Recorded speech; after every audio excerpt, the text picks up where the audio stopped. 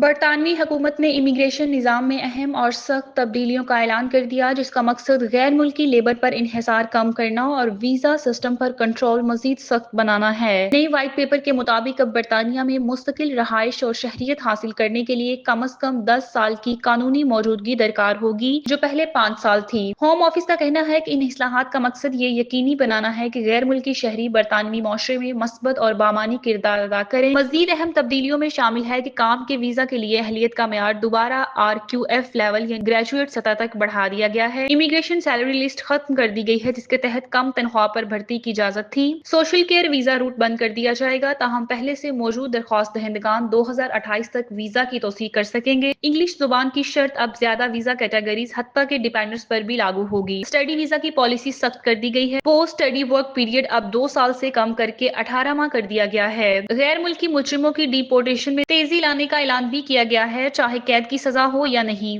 Home office کے مطابق یہ اقدامات ایک منصفانہ، قابو میں رہنے والا اور معاشی ترقی کو سہارا دینے والا امیگریشن نظام بنانے کے لیے کیے جا رہے ہیں، تاکہ عوامی سہولیات پر بوجھ کم ہو۔